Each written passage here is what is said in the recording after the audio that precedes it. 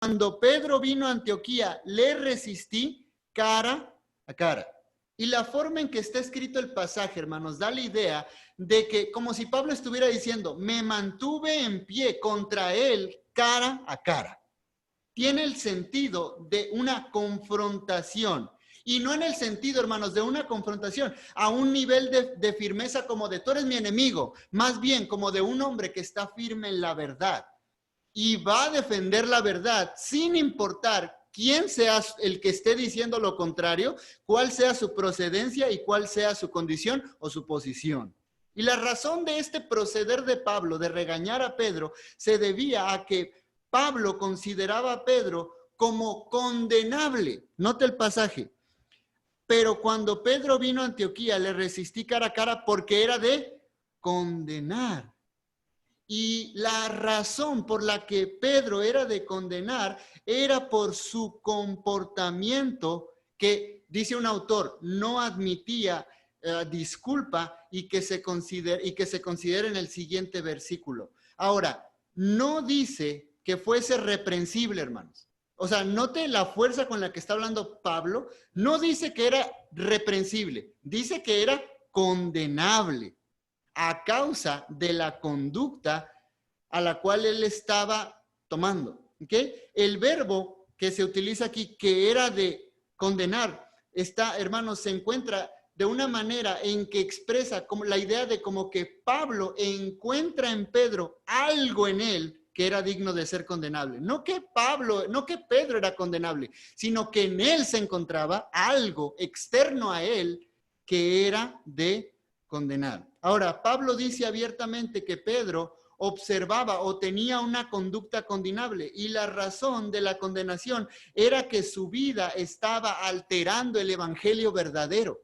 Su vida estaba alterando el evangelio verdadero. Tal vez con su boca lo proclamaba, pero con su vida lo estaba alterando. Ahora bien, Pablo le confronta fuertemente. Eso es lo que dice el texto. Pero la pregunta entonces es, ¿dónde se llevó a cabo la reprensión, hermanos? Dice que lo reprendió. ¿Dónde se llevó a cabo? Note el versículo 14, hermanos. Pero cuando vi que no andaban rectamente conforme a la verdad del evangelio, dije a Pedro delante de todos. Y tras le avienta la amonestación, ¿no? Y hermanos, si lo conectamos con las enseñanzas del domingo, del hermano José, recuerda, estamos viendo la confrontación bíblica el domingo.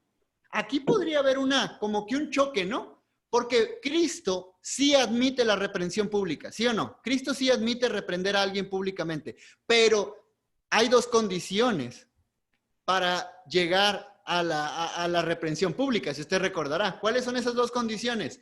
Primero, una confrontación privada y luego, si no hay arrepentimiento. Pero aquí Pablo está yendo directamente y le está tirando, tronando de volada públicamente. Y la cuestión es, ¿por qué? Bueno, hermanos, tenemos que reconocer que el pasaje que Pablo muy probablemente reaccionó un poquito fuerte, a lo mejor por tanto ataque de los judaizantes, tiene que llegar con Pedro y tirarle fuerte, ¿no? Pablo no era infalible. Y aquí vemos ejemplos, hermanos, de apóstoles. O sea, si los apóstoles se equivocaron, ¿qué nosotros podemos esperar, no? Porque, hermanos, ¿Pablo se llegó a equivocar alguna vez? Sí. ¿Recuerda aquella vez cuando iban rumbo a su primer viaje misionero y se agüitó Juan Marcos? ¿Recuerdan? Y en el segundo viaje misionero, Bernabé se quiere llevar a Juan Marcos y Pablo le dice, no, ¿sabes qué? No te lo lleves, yo no voy a ir con él. Y se separaron por esa pelea. Ahora, ¿quién fue el que ganó la pelea y quién fue el que perdió la pelea, hermanos? ¿Sabe lo que dijo el tiempo? El tiempo dijo que Pablo fue el que se había equivocado. Y la cuestión es esta, Pablo no era infalible, de tal manera que muy probablemente, aunque sí le confrontó, pero a lo mejor fue demasiado duro, a causa de las insinuaciones judaizantes tan fuertes. Y esa básicamente es la amonestación. Ahora, en segundo lugar, hermanos, la explicación. Pablo va a explicar por qué, ¿no? O sea, ya nos dijo muy fuertemente, me puse firmemente y le dije. Ahora, ¿cuál es la explicación de esto? Pedro, hermanos, comía con los gentiles. Lo que el pasaje va a indicar es que cuando los judaizantes llegaron, Pedro dejó de hacer algo. ¿Y qué dejó de hacer Pedro? Pedro se alejó. Hermanos, Pedro comía con los gentiles. ya Pedro para este entonces había recibido la revelación de ir a predicar a Nicodemo. ¿Se acuerda cómo Dios se le revela a Pedro y le dice, ¿sabes qué? Tienes que ir con los gentiles. Le muestra animales inmundos. ¿Recuerdan? Le muestra animales inmundos y le dice, Pedro mata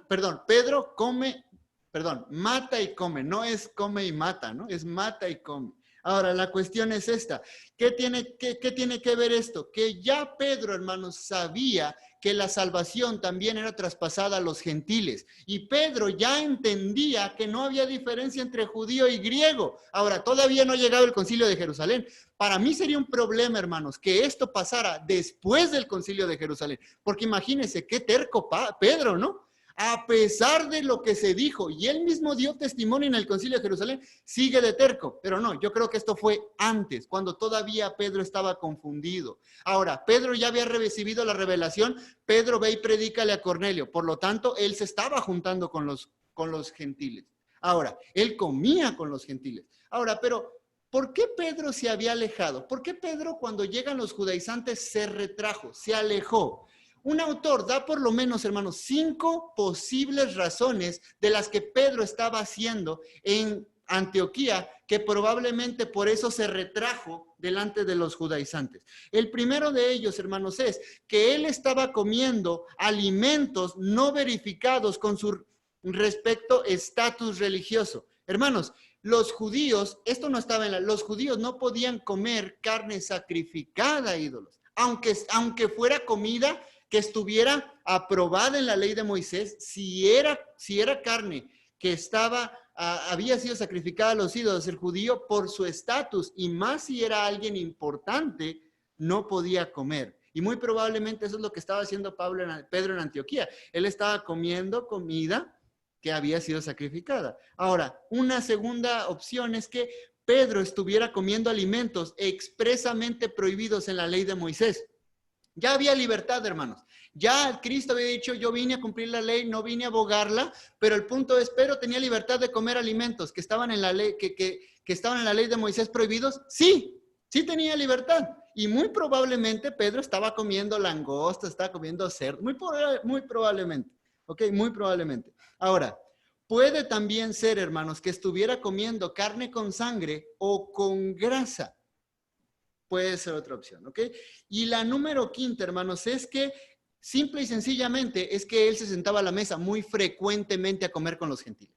Así, él comía mucho con los gentiles y los judaizantes muy probablemente dijo, no te juntes con ellos porque ¿cómo te vas a juntar con gentiles? No, porque acuérdese, ¿cómo miraban los judíos a los gentiles, hermanos? Como perros. Básicamente pensaban que no tenían alma.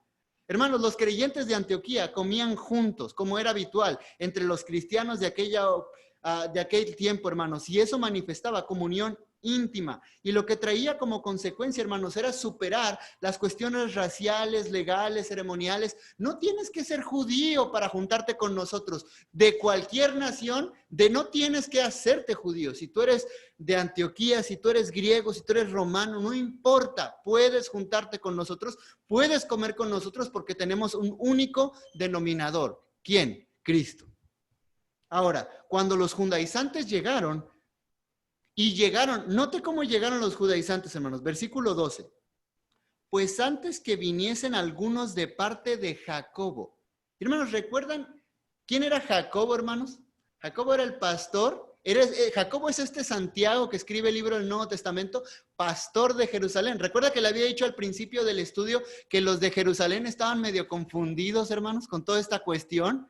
Y Jacobo muy probablemente aceptó estas cosas y estos hombres llegan diciendo, nosotros venimos de con Santiago y traemos cartas. ¿Y qué hace Pedro, hermanos? Pedro dice la Biblia que se retrajo. Ahora, la palabra retraerse, hermanos, no indica un intento, así como de, a ver si me voy. No. Este verbo, hermanos, está escrito de tal manera que indica un continuo apartarse, pero un continuo apartarse indeciso y progresivo. Un comentarista dice, la actitud de Pedro generaba un grave problema. Al apartarse de los gentiles manifestaba que aunque para Dios no eran inmundos, para él sí. y que los ritos mesiánicos, perdón, mosaicos, daban en este caso una mayor santidad que la justicia de la fe. Era otra vez la doctrina esencial del evangelio la que estaba siendo afectada por tal comportamiento. El hecho de que Pedro se alejara y le diera la razón a ellos, hermanos, estaba atacando el evangelio, porque el evangelio, ¿qué dice, hermanos? Cualquiera que cree en Cristo.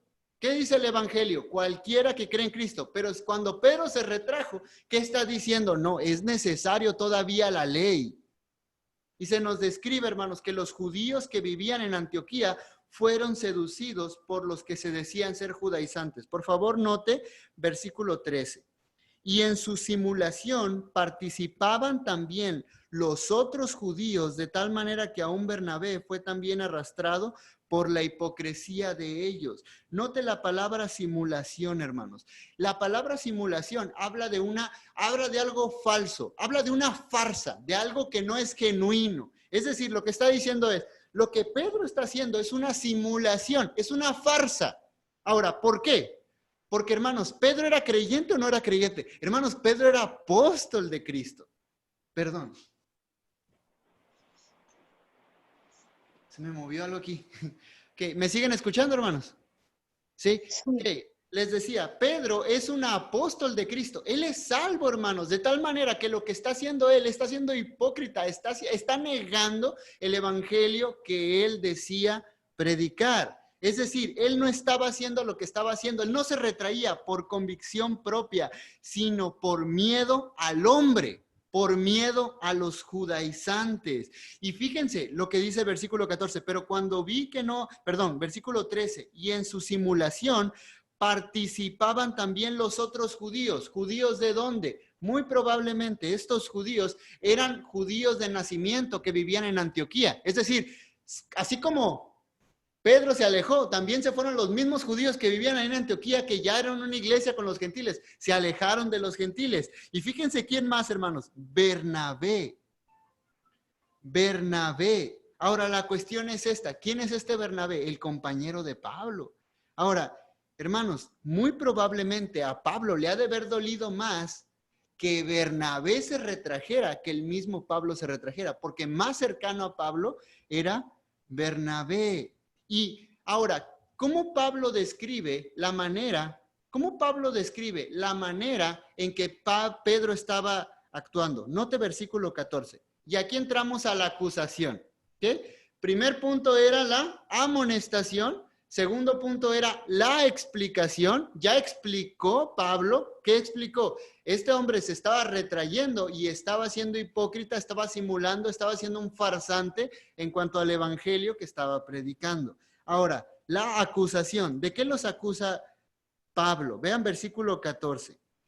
Pero cuando vi que no andaban rectamente conforme a la verdad del evangelio, dije a Pedro delante de todos, si tú siendo judío vives como gentil, como los gentiles, y no como judío, ¿por qué obligas a los gentiles a judaizar? Hermanos, Pablo afirma que ellos no andaban rectamente conforme a la verdad del evangelio. Y esta frase, hermanos, es tan bonita, pero wow. La Nueva Traducción Viviente, hermanos, traduce esta frase como no actuaban rectamente como corresponde a la integridad del evangelio. Es decir, su forma de vivir no era conforme a la evangelio, no era conforme a la enseñanza que Pablo predicaba en el evangelio, como Pablo mismo lo describe en Gálatas, la justificación por la fe. En ello, Pablo hace una pregunta retórica a Pedro. Claro está, la pregunta está inclinada a una cuestión cultural. Note la pregunta de Pedro. Note la pregunta Pedro. Si tú siendo judío vives como gentiles, vives como los gentiles y no como judío, ¿por qué obligas a los gentiles a judaizar? Ahora, la pregunta más se inclina, hermanos, a una cuestión cultural del Nuevo Testamento. Los misioneros judíos, hermanos, los misioneros judíos, los que hacían prosélitos, cuando llegaban a un lugar, a una región gentil, ellos adoptaban la forma de vivir de los gentiles, en un sentido. ¿Para qué? Para ganarles. ¿Le suena a eso parecido, hermanos, lo que dice Pablo en otra parte? Me he hecho a los gentiles, me he hecho a los judíos para ganar a los judíos. Me he hecho esto. Ok, la cuestión es esta. Eso era una cuestión cultural de los judíos, de los misioneros judíos. Pablo no está reprochando, ¿por qué vives como los judíos? Más bien, no te la pregunta, ¿por qué tú obligas a los gentiles a judaizar? Pablo no tiene ningún problema en que adopten ciertas prácticas gentiles. Ciertamente Pablo está hablando aquí de manera mala o de manera negativa con respecto a obligar a los gentiles a judaizar, a hacerse como judíos, que eso va en contra del evangelio. ¿Por qué? Porque el evangelio es por la fe, no por las obras de la ley. Acuérdense lo que decíamos la semana pasada. No es que la ley sea mala, es que ellos estaban diciendo que para ser salvo necesitas nacionalizarte judío y necesitas hacer las obras de la ley. Es en ello que Pablo va a añadir el punto central de su carta, hermanos. Podríamos decir que Pablo nos ha traído hasta aquí. Hermanos, la contestación de esta pregunta. Esta es una pregunta, podríamos decir, retórica, pero después de esta pregunta, Pablo va a insertar el tema central de su carta. Es como si Pablo nos ha traído desde el capítulo 1, hermanos, con un montón de eventos históricos para llegar aquí, Pero antes, hermanos, quisiera ver algunas aplicaciones. Con respecto a lo que estamos viendo.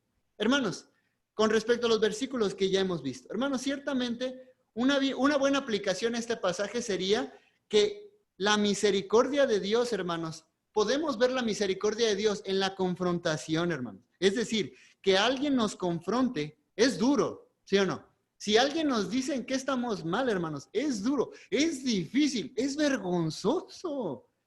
Pero hermanos, esas cosas son parte del amor y de la misericordia de Dios, tal cual lo estamos viendo los domingos, hermanos, en la escuela dominical. De hecho, yo creo que el rasgo de la verdadera amistad es ese, la confrontación. ¿Recuerdan lo que dice Proverbios 27:6? Fieles son las heridas del amigo, dice la versión de las Américas. Fieles son las heridas del amigo, pero engañosos los besos del enemigo. ¿Qué está diciendo la Biblia, hermanos? Una señal de amor unos a otros es confrontarnos. Y Pablo aquí, aunque, como decíamos, a lo mejor no fue la manera, a lo mejor estaba demasiado ardiendo en fuego el apóstol Pablo, pero lo confrontó. Y eso es amor. Más que verlo como algo así como que, le caigo gordo, le caigo mal, ¿no? Ahora, otra aplicación a este pasaje, hermanos, podría ser el cuidarnos de la hipocresía. Y aquí es un tema un poquito complicado, porque hermanos, acuérdense cómo hemos definido hipocresía. ¿Recuerdan al principio cómo definimos hipocresía? Hipocresía es ser contradictorios entre lo que hacemos y entre lo que decimos, entre lo que nosotros confesamos en nuestra fe cristiana y en lo que hacemos. La hipocresía, hermanos, no es señal de falta de salvación necesariamente, aunque podría ser el caso. ¿Alguien hipócrita podría no ser salvo? Claro que sí, pero Pedro era salvo y no era un inconverso a pesar de que estaba actuando en hipocresía. Lo que Pablo está diciendo en estos pasajes, hermanos, es que el evangelio en que hemos creído exige una forma de vivir. Lo que dice el versículo 14, pero cuando vi que no andaban rectamente conforme a la verdad del evangelio, ¿qué está diciendo, hermanos? El evangelio demanda una forma de vivir. El evangelio demanda una forma de vivir y debemos vivir de acuerdo al evangelio de Cristo. En el contexto de Gálatas, hermanos, tiene que ver con el problema del legalismo. Recuerdan, el legalismo es tratar de ganarme el favor de Dios por medio de mis obras. Es decir, tratar de ganarme la bendición de Dios para sacar cosas de Dios y no por amor a Él y por agradecimiento a Él. Eso no es vivir conforme a la integridad del evangelio. Y aunque Pablo está tratando aquí un tema específico, el problema del legalismo, la aplicación es extensa, hermanos. La aplicación es extensa. Esto porque el evangelio no solo exige una buena percepción de la ley y de la obediencia. El evangelio exige formas de vivir. El evangelio exige santidad. El evangelio exige sumisión. Hermanos, ¿por qué? El pastor está hablando de la sumisión los viernes en la tarde, ¿no? Y uno podría pensar, bueno, ¿por qué toda esta cuestión? Hoy en día dicen, no, es que la sumisión es mala. Y no es una cuestión, ¿cómo se llama?, de las puras mujeres. La Biblia habla de la mujer sométase al marido, los hijos sométanse a los padres, los esposos sométanse al Señor. ¿Por qué debemos de someternos? La pregunta del millón. La Biblia dice que me someta, pero ¿por qué me tengo que someter? Porque el evangelio en el que hemos creído demanda. Y el no vivir de acuerdo a lo que la Biblia y el evangelio en que yo profeso creer, no vivo de acuerdo a eso, eso es hipocresía. La Biblia, el evangelio demanda humildad, el evangelio demanda mansedumbre, el evangelio demanda amor. Básicamente, cualquier mandamiento que usted encuentre explícito en la Biblia es la manera en que el evangelio exige la manera en que tenemos que vivir. Por lo tanto, puede que nosotros seamos culpables del mismo problema de Pedro, vivir en hipocresía, vivir no de acuerdo a lo que profesan mis labios, lo más básico que yo profeso con mis labios. Yo soy salvo por medio de la fe en Cristo. Y no vivir de acuerdo a eso es hipocresía. Y hermanos, y esto no es una cuestión de que solamente los más débiles, hermanos, el mismo apóstol Pedro. Eso a mí me quebrantó mucho hoy. Porque piensa, hermanos, aquí o sea, cuando pensamos en un hipócrita, pensamos en una persona pero es el apóstol Pedro, el discípulo directo de Cristo. Hay una escena en el Nuevo Testamento, hermanos, en Juan 14. Los discípulos están tristes y Cristo les está diciendo, me voy a ir. Y sabe, en esa misma escena de Juan 14, hermanos, Cristo le dice a Pedro, Pedro, tú me vas a negar. Yo me imagino a los demás discípulos pensando, si el firme Pedro, si el que tiene convicciones, si el que sacó la espada y golpeó y cortó la oreja de Malco en convicción, va a negar al Señor, ¿qué nos espera a nosotros? Y hermanos, esto es un problema de todos. Ese es un problema de todos. Y un problema, como Pablo lo está tratando, un problema delicado. Ahora, el apóstol Pablo ahora va a decir, bueno, no viven de acuerdo. Pedro no está actuando de acuerdo a como debiera vivir razonablemente, de acuerdo, conforme a la integridad del evangelio. Entonces, ¿cómo se debe de vivir de acuerdo a la integridad ¿Cómo tenemos que vivir de acuerdo a la integridad del evangelio? Es lo que Pablo va a estar contestando en los siguientes versículos. Note versículo 15. Bueno, antes de llegar aquí, ¿no? Dice, nosotros judíos de nacimiento y no pecadores de entre los gentiles. Es una frase, ¿no? Básicamente es una frase completa, así que vamos a leerlo hasta el versículo 16. Nosotros judíos de nacimiento y no pecadores de entre los gentiles, sabiendo que el hombre no es justificado por las obras de la ley, sino por la fe de Jesucristo, nosotros también hemos creído en Jesucristo para ser justificados por la fe de Cristo y no por las obras de la ley, por cuanto por las obras de la ley nadie será justificado. Y es aquí donde Pablo mete y llega al punto central de su carta. ¿Cuál es el mensaje del verdadero evangelio? El evangelio que yo predico, el evangelio que no procede de Jerusalén, el evangelio que recibí yo directamente de Cristo, y es el mismo evangelio que el de los demás apóstoles. ¿Qué evangelio es este? Justificación por medio de la fe. Y Pedro está diciendo, y nosotros que somos judíos, nosotros lo sabemos. ¿Por qué está siendo judío? ¿Por qué Pablo está haciendo una comparación entre nosotros los judíos y no somos pecadores, ¿no? Porque somos judíos, no somos pecadores. Hermanos, siguiendo la misma lógica judaizante, si la salvación es por las obras de la ley, hermanos, ¿quiénes solamente pueden ser salvos? ¿Quiénes solamente pueden ser santos? Los judíos, porque ¿quiénes tienen la ley? Los judíos. ¿Los gentiles tienen la ley? No, por lo tanto, ¿los gentiles qué son? Pecadores, porque a menos que un gentil se haga judío, va a poder ser santo como nosotros. Pero Pablo está diciendo, siguiendo la misma lógica, nosotros nacimos en el mismo judaísmo, creímos el Antiguo Testamento, y nosotros bien sabemos, Pedro, porque esta es una contestación a Pedro. Todo lo que va a decir a continuación Pablo es la contestación que Pablo está haciendo a Pedro. Nosotros bien sabemos que la salvación, que la justificación es por medio de la fe. y no por las obras. Ahora, híjole, ya se nos acabó el tiempo, hermanos. Pastor, ¿me da unos 10 minutitos más? ¿O hasta ahí lo dejamos?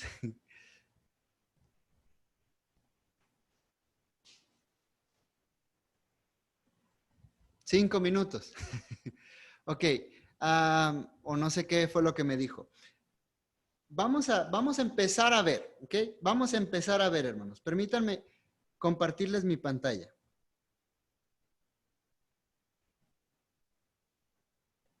Con respecto a la justificación, hermanos, porque este es un término difícil.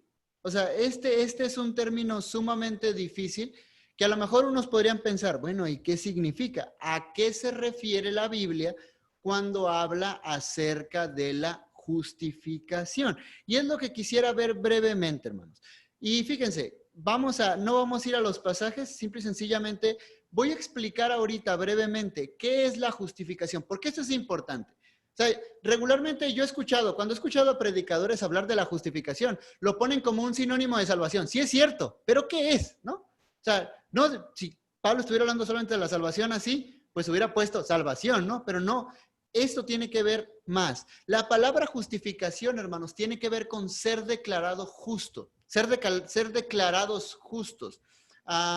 Básicamente, justificación tiene que ver con, como en un tribunal se declara justo a aquel que no es justo. Justificación no es hacer justo a alguien, eso se llama santificación, pero justificación es declararlo aunque no sea justo. ¿Okay? Y el proceso de justificación que la Biblia nos muestra, hermanos, es básicamente un proceso legal.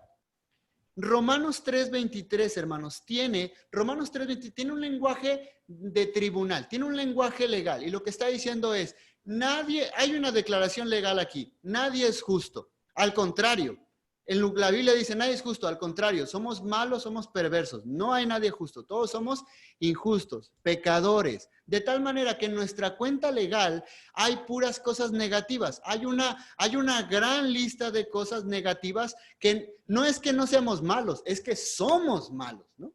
Ahora, Romanos 4:2, por lo menos esos pasajes, si quieren luego búsquelos con más tiempo, ¿no? Romanos 4:2 dice que la justificación, hermanos, consiste en que Dios perdona pecados. De tal manera que nuestra cuenta, si nuestra cuenta antes tenía puros negativos, puras cosas malas, puro historial malo, ahora nuestra cuenta queda completamente en blanco. Ahora, pero la justificación no queda neutra, no es como que, pues soy blanco, ni para acá ni para allá. No, Romanos 5, 16, 18 al 19, hermanos, va a mostrarnos que Dios no deja nuestro historial en blanco. Más bien, Dios pone en nuestra cuenta la justicia de Cristo. Hermanos, cuando la Biblia habla de que somos justificados por la fe, literalmente está diciendo, nosotros, no es que no seamos malos, es que somos justos. Somos buenos. Ahora, no por nuestra propia naturaleza. Fuimos declarados justos con la misma justicia de Cristo. Y eso tiene que ver, hermanos, con que Dios mismo nos ve como a Cristo mismo. Hermanos, la implicación de esto es que cuando yo oro, Dios no está viendo al Dalet pecador que está orando. Cuando yo oro, cuando yo me acerco a Dios, Dios ve a Cristo en medio. Porque Dios ha puesto en mí, no nomás ha borrado mis pecados, sino que ha añadido a mi cuenta justicia. Ha añadido a mi cuenta a justicia. Y esa básicamente, hermanos, es la doctrina de la justificación por la fe. Esa básicamente es la doctrina,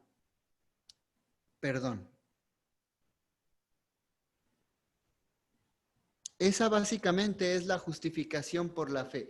Y esto nos va a ayudar la próxima semana a entender un poquito, porque Pablo ya habiendo referido su tema explícitamente, Pablo va a hablar explícitamente sobre su tema y va a confrontar la herejía ya por fin de los judaizantes. Lo que ha estado diciendo Pablo hasta esta parte de la carta, hermanos, es defender el evangelio y defender su apostolado. Hasta aquí vamos a dejar la clase, hermanos.